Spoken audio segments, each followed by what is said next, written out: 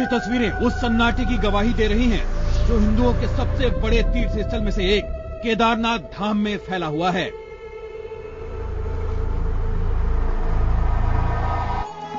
शायद इस सन्नाटे को तोड़ रही हैं केदारनाथ मंदिर में बजती घंटियां। पूजा अर्चना, शिव शंकर की आराधना की जा रही है। शायद प्रार्थना कुदरत के ऐसे कहर से बचाने की, क्योंकि इस मंदिर ने ऐसी तबाही पहले कभी नहीं देखी। पहाड़ों से टनों पानी, मिट्टी, चट्टानों का ऐसा रेला नीचे टूटा जिससे कोई बच न पाया। वहीं भागीरथी नदी का ज्वार जमीन में ऐसे बढ़ा और उस सैलाब में मिल गया। मंदिर का एक हिस्सा भी मलबे में दब गया। कौन कहां बह गया, किस चट्टान के नीचे दब गया, कहां मलबा बहा ले गया, कोई नहीं जानता। बचे हैं तो कुछ चश्मदीद जिनकी जुबान पर खौफ की डरावनी कहानियां हैं। 4 धाम की यात्रा पर आए न जाने कितने श्रद्धालु कुदरत के इस कहर की चपेट में आ चुके हैं। मंदिर के पीछे जितनी भी बिल्डिंग्स थी सब तबाह हो गई। स्थिति बहुत नाजुक है।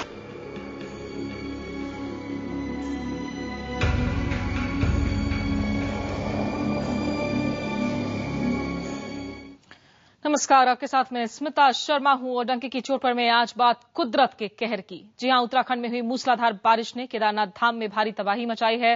मंदिर के आसपास का इलाका बुरी तरह से तबाह हो चुका है और इसके पास का रामबड़ा बाजार मलबे के बीच बह गया है या फिर दब गया है, कोई नहीं जानता।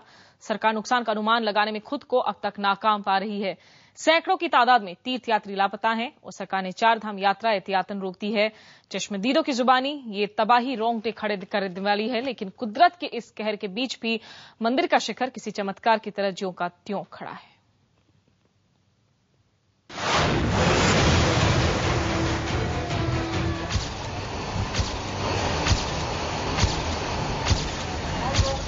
तबाही के एक भयानक सैलाब ने दुनिया भर में मशहूर केदारनाथ मंदिर को बहुत बड़ा नुकसान पहुंचाया है। आसपास का पूरा इलाका बहुत बड़े मलबे के ढेर में बदल चुका है। तस्वीरें आपके सामने हैं। पहाड़ों से नीचे गिरी बड़ी बड़ी चट्टानों से घिरा ये केदारनाथ मंदिर का शिखर और उस पर लगा कलश ही दिख रहा है।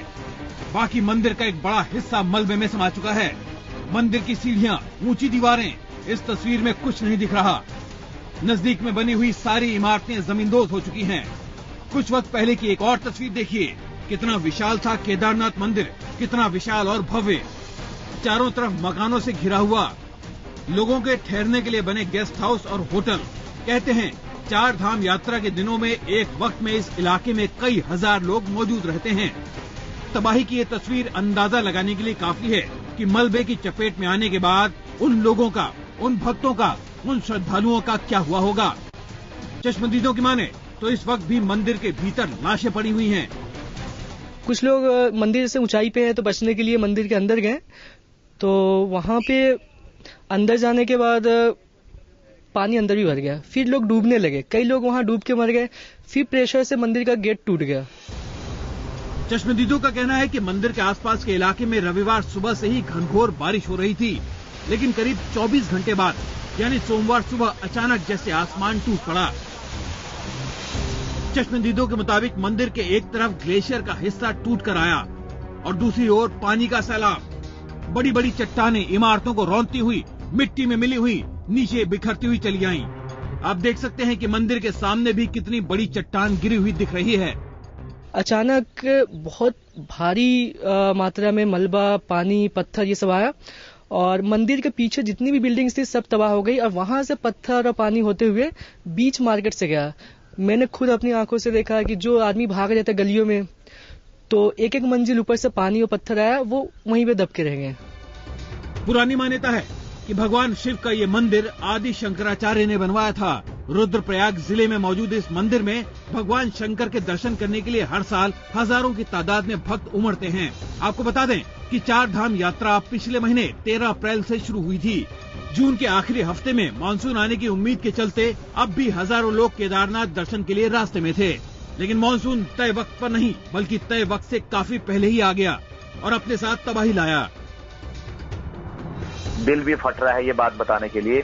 वो आज भी वहां पर पड़े हैं। मंदिर परिसर में 6-7 बॉडीज इस समय पड़ी हुई है, वहां कोई उठाने वाला इस समय भी नहीं है। क्या आप केदारनाथ मंदिर का जिक्र कर रहे हैं? मैं केदारनाथ का मंदिर का जिक्र कर रहा हूँ। चश्मदीदों का कहना है कि बारिश की चपेट में सबसे ज्यादा केदारनाथ मंदिर और आसपास का इलाका ही आया है। केदारनाथ में जो मंदिर था, मंदिर का मुख्य द्वार टूट चुका है, उसकी दीवार टूट चुकी है। यही नहीं, मलबे में हजारों लोग दब चुके हैं। वहां पे जो होटल्स हैं, मकान हैं, घर हैं, वो ध्वस्त हो चुके हैं। जो सैलाब आया अचानक से, जो मलबा और पत्थर आए, लोग भाग नहीं पाए, उसके नीचे दब करके रह गए। ये लोगों का दावा है। केदारनाथ से नीचे की तरफ बढ़े पानी के सैलाब ने रास्ते में आने वाली हर चीज, हर घर, हर दुकान को खत्म कर दिया, नामो निशान मिटा दिया। चश्मदीदों के मुताबिक केदारनाथ के बाद सबसे ज्यादा तबाही मची रामबाड़ा नाम की जगह पर। केदारनाथ से रामबाड़ा करीब 7 किलोमीटर के फासले पर है। हम आपको पुरानी तस्वीरों के जरिए रामबाड़ा दिखा रहे हैं। चश्मदीदों का कहना है कि अब रामबाड़ा का अस्तित्व मिट चुका है, यानी ये दुकानें, ये इमारतें, ये सड़क, ये घर, सब कुछ खत्म हो चुका है। यहाँ ध्यान देने वाली बात ये भी है कि रामबाड़ा केदारनाथ जाते वक्त आखिरी और सबसे अहम पड़ाव था। यहाँ भी सैकड़ों की तादाद में लोग रुकते हैं, आराम करते हैं, सुस्ताते हैं। लेकिन अब कौन है यहाँ, किसी की खबर नहीं लग रही। वहाँ से जितने भी हेलीकॉप्टर से लोग जहाँ हम ठहरे थे वहाँ वापस आए, उन्होंने यही बोला, मेरा माँ मर गया, मेरा बाप जिंदा है, मेरा बच्चे चले गए, मेरे वो हैं, हम 11 आदमी थे, 2 ही बाकी आए हैं। कोई तो बच्चे आ रहे हैं, उनके माँ बाप नहीं है, 2-2 साल के बच्चे साथ में ला रहे हैं। हेलीकॉप्टर जो इसके सेना के हेलीकॉप्टर आ रहे हैं, 2-2 साल के बच्चों को ला रहे हैं, उनके माँ बाप नहीं है। बहुत बुरा, मतलब कि इसको कैदी हजारों की संख्या में बह गए केदार की गुफा में। रामबाड़ा के करीब 7 किलोमीटर नीचे पड़ता है गौरीकुंड। गौरीकुंड केदारनाथ से 14 किलोमीटर के फासले पर है। 4 धाम यात्रा के दौरान यहाँ भी हजारों की तादाद में भक्तों का सैलाब रुकता है। लेकिन चश्मदीदों का कहना है कि जब पहाड़ों से पानी, चट्टाने और मिट्टी का सैलाब नीचे आया तो अपने साथ सब कुछ बहा ले गया। चंद खुशकिस्मत लोगों ने पास की पहाड़ियों पर चढ़कर अपनी जान बचाई। जिन भी लोगों ने दुकानों और इमारतों का भरोसा किया, वो सभी पानी में बह गए। बात खौफनाक लगे, लेकिन चश्मदीद यही कह रहे हैं। IBN 7 ने गौरीकुंड में फंसी मीनाक्षी से बात की। सबसे ऊंचा वहाँ का आश्रम धाम था, 10-12 मंजिल का होटल, उसके 20 लोगों को बचाया जा सका, बाकी लोगों का कुछ पता नहीं, तो सारे के सारे बह गए हैं। केदारनाथ जी में भी कुछ नहीं बचा है और रामबाड़ा बीच में जगह पड़ती है केदारनाथ जी के बीच में 7 किलोमीटर की दूरी पर, तो वहाँ पे भी सारा कुछ तबाह हो चुका है, वहाँ पे भी कुछ नहीं बचा है। केदारनाथ में भारी तबाही की आशंका ने सरकार को सख्ते में ला दिया है। सोमवार को एक भी हेलीकॉप्टर केदारनाथ तक नहीं पहुंच पाया, लेकिन मंगलवार को मौसम खुलने के बाद हेलीकॉप्टरों की मदद से कुछ लोगों को राहत कैंपों में लाने का काम शुरू हुआ। तबाही वाले इलाकों में हेलीकॉप्टरों के पहुंचने के बाद ही सरकार के सामने तबाही की असली तस्वीर सामने आई। उत्तरकाशी में सबसे पहले पहुंचे IBN 7 संवाददाता मनीष कुमार ने उत्तराखंड के आपदा राहत मंत्री से बात की। उनके चेहरे पर तनाव साफ दिख रहा था। केदारनाथ में हुई तबाही और मौत के आंकड़े पर मंत्री जी फिलहाल कुछ कहने की हिम्मत नहीं जुटा पा रहे। रामबाड़ा और अगस्त मुनि का जो क्षेत्र है, काफी वहां पर काफी क्षति हुई है, नुकसान हुआ है और कई तीर्थयात्री स्थानीय लोग लापता हैं। आधिकारिक रूप से कहना उचित नहीं होगा कि कितनी मौतें हुई हैं, लेकिन जानकारी जुटाई जा रही है। उत्तराखंड जैसी तबाही देश बहुत दिनों बाद देख रहा है। मुश्किल ये है कि चट्टानों से भरे सैलाब ने संपर्क के सारे तरीकों को भी ध्वस्त कर दिया है। लोग परेशान हैं, राहत का इंतजार कर रहे हैं, लेकिन ऐसे बड़े हादसों से निपटने के लिए पहले से तैयारी करना हमारे देश के सिस्टम ने कभी सीखा नहीं। आज उसी की सजा रास्ते में फंसे लोगों को भुगतनी पड़ रही है। मनीष कुमार के साथ पुनीत त्रिपाठी, उत्तरकाशी, IBN 7। जी हाँ, जहां जहां से मुमकिन है IBN 7 के संवाददाता आप तक लगातार अपडेट्स पहुंचा रहे हैं। ताजा अपडेट्स के लिए आपको हम लेकर चलते हैं सीधे चंबा, जहां से पुनीत त्रिपाठी मेरे सहयोगी इस वक्त जुड़ चुके हैं।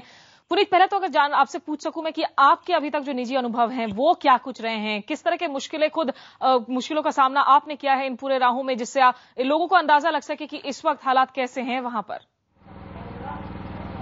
जी देखिए, मैं लगातार आज सुबह 5 बजे से मैं लगातार चल रहा हूं सड़कों पे और लगभग 14-15 घंटे मैं इस इलाके में उत्तरकाशी से लेकर के आसपास के इलाके में रहा हूं। मैं कई कोशिशें कर चुका उत्तरकाशी के आसपास किसी तरह उत्तरकाशी में चला जाऊं, लेकिन नाकाम रहा। जो भी सड़कें हैं अगर पूरी तरीके से बर्बाद नहीं हुई हैं तो बेहद खतरनाक है, उन पर चलना बेहद मुश्किल है। हमारी गाड़ी भी रास्ते में एक जगह फंस गई, हम लोग बड़ी कष्ट से उसको गाड़ी को बाहर लेकर के आए। खुशकिस्मती ये रही हमारी भी कि आज बारिश नहीं हुई। जिस तरीके की सड़कों की हालत है, अगर थोड़ी भी बारिश होती है कोई भी फंस सकता है। सबसे मुश्किल इस समय जो मुझे समझ में आ रहा है कि आज मैं जो टिहरी के इलाके में गया और जहां पर लगभग 1 से 1.5 किलोमीटर का जो रास्ता है वो पूरी तरीके से तबाह हो गया था। वो रास्ता, वहां पर कोई भी डिजास्टर मैनेजमेंट की टीम नहीं, कोई नहीं पहुंचा था। जब हम वहां से शूट करके वापस वहां से हो रहे थे तब वहां पर एनडीआरएफ की टीम और सेना की टीम जो है वो तब वहां पर पहुंच रही थी। आप समझ सकते हैं कि क्या स्थिति है। अगर इतने बड़े पैमाने पर जिस तरह का तबाही हुई है तो अगर मैं सड़क पे दिखूं या राहत बचाव कार्य दिखूं तो उस तरीके से नहीं हो रहा है। हजारों की संख्या में लोग केदारनाथ के आसपास फंसे हुए हैं, उत्तरकाशी में फंसे हुए हैं, लेकिन उनको निकाला कैसे जाएगा ये सबसे बड़ा सवाल है। और जो लोग जो मेरे से बहुत सारे लोगों के फोन मेरे पास आ रहे हैं, उनको लग रहा है कि मैं यहाँ पे हूँ, कुछ मदद कर पाऊंगा। लोग परेशान हैं, लोगों के पैसे खत्म होने लगे हैं। जो 2 रुपए की चीज है वो 10 रुपए में बिकने लगी है। लोग पैसे नहीं मंगा पा रहे, कई जगह बिजली नहीं है तो एटीएम काम नहीं कर रहा। इतनी सारी मुश्किलें हैं। ये सोचना होगा कि इतने बड़े पैमाने पर तबाही मची है तो एक रेस्क्यू ऑपरेशन इतना बड़ा कैसे चलाया जाए, ये सबसे जरूरी है। स्मिता, निश्चित रूप से किसी भी प्राकृतिक आपदा की स्थिति में जो लोग फंसे हुए थे उनके लिए जितनी मुश्किलें होती हैं, उन खबरों को रिपोर्ट करने में, उनको पहुंचाने में भी उतनी ही दिक्कतें आती हैं। पुनीत, बहुत बहुत शुक्रिया आपका इन अपडेट्स के लिए, लेकिन आप खुद भी पूरी टीम के साथ सुरक्षित रहें। बहरहाल वक्त से पहले आए मानसून ने पूरे उत्तर भारत में कहर बरपा कर रखा है। बारिश के तांडव ने उत्तराखंड में 60 से ज्यादा लोगों की जान ले ली है। 70,000 से ज्यादा लोग अलग अलग जगहों पर फंसे हुए बताए जा रहे हैं। बादल फटने के बाद नदी की तेज धार में इमारतें और घर ताश के पत्तों की तरह धराशायी हो गए।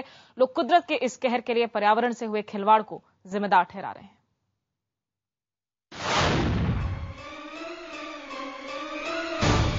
आसमान से लगातार बारिश और गरजती गंगा मानो उत्तराखंड में सब कुछ बहा कर ले जाना चाहती है।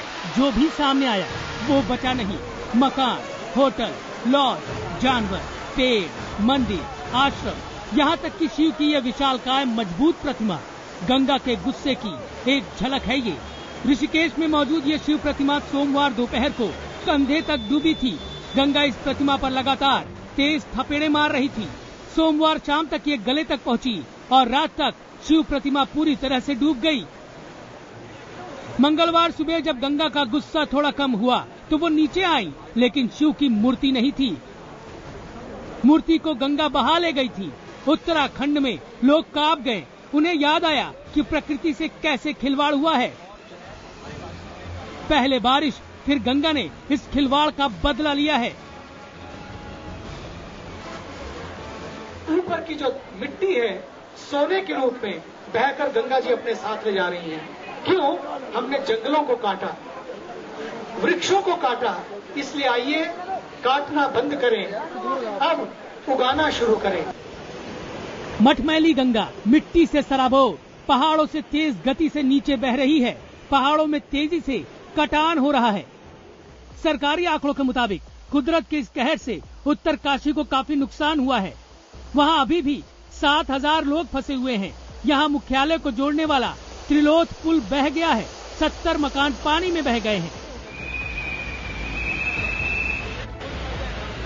इस समय मैं उत्तरकाशी में खड़ा हूं और उत्तरकाशी में भारी तबाही हुई है। जिस जगह मैं खड़ा हूं वो उत्तरकाशी का जो सियाड़ा इलाका है। आप देख सकते हैं कि भागीरथी नदी का क्या तेज प्रवाह यहाँ पे दिख रहा है और इस तेज प्रवाह नदी ने जो सियाड़ा के दर्जनों मकानों और होटलों को जल समाधि दे दी है। तो इस नदी में एक ये छोटा सा प्लेटफॉर्म दिख रहा है। मैं बता दूं कि ये एक होटल का प्लेटफॉर्म है। यहाँ से लेके और जहाँ तक कटान आपको दिख रही है वहाँ तक होटल ही थे, लेकिन वो सारे होटल और मकान ढह चुके हैं। अब आपके सामने तस्वीरें ऋषिकेश की हैं। यहाँ मरीन ड्राइव नाम से मशहूर घाट इस वक्त बह चुका है। गंगा उसे काटकर अपने साथ ले गई। अल्मोड़ा की यह तस्वीर भी प्रकृति से खिलवाड़ की गवाही दे रही है। तस्वीर में इस पतली सड़क पर पड़ी मिट्टी देख रहे हैं आप। ये भूस्खलन है। पहाड़ों से बही मिट्टी पतले से रास्ते पर अचानक आई मिट्टी ने बस को नीचे की तरफ धकेल दिया।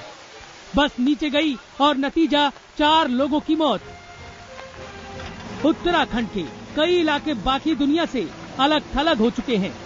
तकरीबन 450 सड़कें बारिश से धंसने या फिर भूस्खलन की वजह से बंद हो चुकी हैं। IBM-7 की टीम ने टिहरी इलाके के एक पहाड़ी रास्ते का जायजा लिया। ये रास्ता केदारनाथ को जोड़ता है, लेकिन अब इस पर चलना संभव नहीं है। जो हालत है आसपास की जो सड़कें हैं जो टूटी हैं बद्रीनाथ और केदारनाथ को जोड़ने वाली, उसकी वजह से जो यात्री हैं वो बीच बीच में फंसे हुए हैं। जो सड़कें टूटी हैं वो कई हिस्सों में टूटी हैं, बीच बीच के स्ट्रेस जो हैं वो ठीक है, फिर वो सड़कें टूटी हुई हैं। चमोली जिले की ये तस्वीरें भी बेहद खौफनाक हैं। इमारतों की ये कतारें जो आप देख रहे हैं वो दरअसल एक रिजॉर्ट हुआ करता था, लेकिन पानी का तेज बहाव ऐसा है कि उसने इन इमारतों की नींव काट दी है। चश्मदीदों का कहना है कि देर रात अचानक पानी बढ़ना शुरू हुआ और फिर इमारतें कटती चली गईं। धीरे धीरे पानी बढ़ता गया। 1 बजे के करीब हमने यात्री अपने परले कमरों में से निकालने शुरू कर दिए। ये जो बिल्डिंग है परले नदी की ओर से पहले स्लीपरों को निकाला, उसके बाद अपने यात्री निकाले और धीरे धीरे 2 बजे तक स्थिति ऐसी हो गई कि सारी बिल्डिंगें खाली करवानी पड़ी। चंबा में भी जगह जगह पानी नजर आया। खौफ के मारे लोगों को रात भर नींद नहीं आई। हमारे बच्चे लड़की और हमारा नाती पोता सब हमारे पानी डूबने से बहुत घबरा रहे हैं। हम कहाँ लेकर जाएं इन बच्चों को। और रात से हम जगी रहे हैं, छोटे छोटे बच्चे हैं। हाँ। काफी खतरा है, मतलब डूबने का भी खतरा है। जनता खौफ में है तो प्रशासन और सरकार भी हरकत में आई। सेना के हेलीकॉप्टर भी अब राहत के काम में जुट गए हैं। मौसम ने साथ दिया तो सेना के 10 हेलीकॉप्टर कई इलाके में फंसे लोगों को खाना पानी पहुंचाते रहेंगे। सरकारी आंकड़ों की माने तो सेना ने अब तक 7,000 लोगों को सुरक्षित जगहों पर पहुंचाया है, लेकिन अभी भी 50,000 लोग अलग अलग जगहों पर फंसे हुए हैं। 100 से ज्यादा लोग लापता हैं। मरने वालों की संख्या भी लगातार बढ़ रही है। ब्रिज रोड काफी डैमेज हुई, लैंडस्लाइड हुई, लैंडस्लिप्स हुई। तो जो लोग वहां पे गए हुए थे, जो पिलग्रिम्स थे, टूरिस्ट थे, वो सब काफी लोग वहां पे फंस गए। उनको निकालने का एक मेन कार्य भारत सरकार ने हमें आदेश दिया। एनडीआरएफ की पूरी एक बटालियन परसों रात से मूव की और कल वहां पहुंची और आज सुबह से उनके ऑपरेशनल डिप्लॉयमेंट एक रोड के जरिए मूव कर रहे हैं। राहत और बचाव के लिए निकली नेशनल डिजास्टर मैनेजमेंट फोर्स के साथ IBN-7 की भी एक टीम चल रही है। ये तस्वीरें रुद्रप्रयाग से 15 किलोमीटर पहले टिपरी की हैं। चंबा से यहाँ तक पहुँचने में टीम को काफी मशक्कत करनी पड़ी। गंगोत्री जाने का मुख्य रास्ता बंद होने की वजह से टीम को पुरानी टिहरी की तरफ बढ़ना पड़ा। रास्ते में जगह जगह जमीन धंसने की वजह से परेशानी और बढ़ी। कर्णप्रयाग जाने के जो 2 रास्ते हैं, दोनों के दोनों बंद हैं। ये मैं दिखाना चाहूंगा कि एनडीआरएफ की टीम पूरी यहाँ पर 3-4 उनकी कंपनीज यहाँ पर मौजूद हैं। वो जाना चाहती हैं कर्णप्रयाग में रेस्क्यू ऑपरेशन के लिए। उनको आदेश मिला था बादल फटने के बाद वहां पर एनडीआरएफ की टीम को रेस्क्यू ऑपरेशन को अंजाम देना था, लेकिन ये टीम भी पुरानी टिहरी में जाकर फंस गई है। टिपरी ये जगह है। उधर हरिद्वार के लक्सर में भी बाढ़ का पानी घुस गया है। यहाँ गंगा खतरे के निशान से ऊपर बढ़ रही है। लगातार बारिश शहर की स्थिति को और बिगाड़ रही है। मौसम विभाग की माने तो हो सकता है बुधवार को स्थिति में सुधार आ जाए, बारिश बंद हो और उत्तराखंड राहत की सांस ले पाए। देहरादून से संजीव शर्मा, हरिद्वार से अभिषेक शर्मा के साथ पुनीत त्रिपाठी, टिहरी, IBN-7। और इन तरह की आपदाओं की स्थिति में आपको बता दें कि बहुत तरीके की दिक्कतें आती हैं। राहत बचाव कार्यों में हेलीकॉप्टर्स काफी जगह, चूंकि हेलीपैड बर्बाद हो गए होते हैं, वो लैंड नहीं कर पाते हैं। मौसम खराब होने की वजह से हेलीकॉप्टर्स नहीं लैंड कर पाते हैं, जिसके जरिए आर्मी जवानों को लेकर जाया जाता है। हालांकि 5,000 आर्मी के जवानों को तैनात किया गया है राज्य में। इस वक्त एनडीआरएफ की टीमों को भेजा गया है। इसके साथ साथ जो लोग जगह जगह फंसे हुए हैं, अगर हेलीकॉप्टर्स लैंड नहीं कर पाते हैं तो एयर ड्रॉप करवाई जाती है सप्लाईज, क्योंकि इस वक्त जो लोग फंसे हुए हैं सबसे ज्यादा दिक्कत होती है उन्हें खाने पीने की चीजों की, मेडिकल सप्लाईज की। बहरहाल हम बात कर रहे हैं उत्तराखंड में तबाही की, और जैसा कि हमने आपको बताया कि उत्तराखंड में सबसे ज्यादा तबाही केदारनाथ धाम में हुई है। आपको केदारनाथ धाम की हम तस्वीरें दिखा रहे हैं।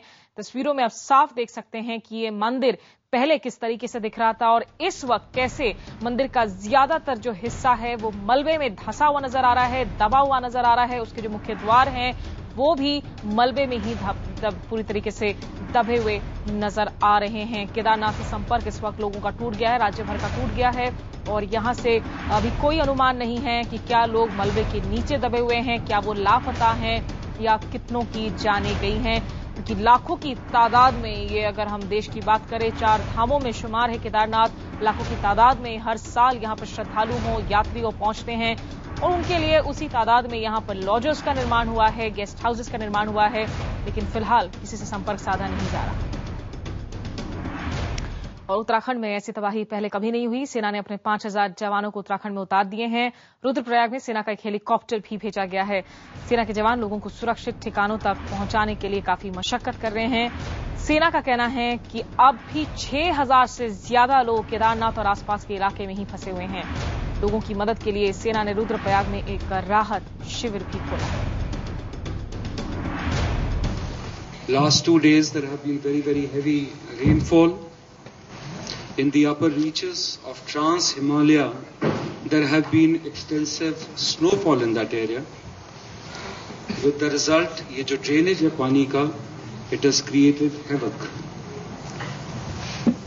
Through you, I want to tell the people that in sync with the state of Uttarakhand's requirement and the people of Uttarakhand, Indian Army has already deployed and the Central Command has already deployed more than 5,000 officers, JCOs and soldiers